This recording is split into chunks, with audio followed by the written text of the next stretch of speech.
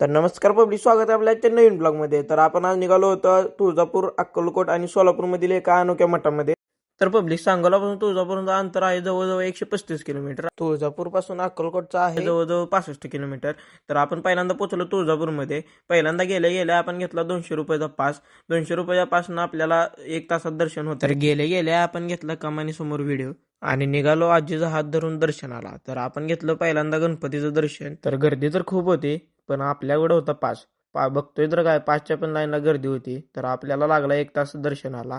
तर आपण दाखवला इथे नैवेद्य.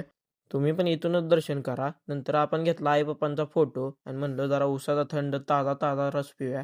आपण उसाचा रस पिऊन निघालो अक्कलकोटला. तुळजापूरला लवकर दर्शन झाल्यामुळे आपण अक्कलकोटला 4 वाजताच पोहोचलो होतो. नंतर अक्कलकोटमध्ये गर्दी नसल्याने आपलं दर्शन खूपच लवकर झालं. आपल्याला दिसली ही स्वामींची फोटो फ्रेम. ही फोटो फ्रेम पूर्ण रुद्राक्षाने बनवलेली होती. नंतर आपण पोहोचलो सोलापूरमधील होडगी मठामध्ये. तर हा मठ होता सोलापूर अक्कलकोट रोडला. या मठाचे खास वैशिष्ट्य आहे की ही मूर्ती 108 फूट उंच होती. तर इथे एक नाही, दोन नाही, तर तब्बल 1008 शिवलिंग होते.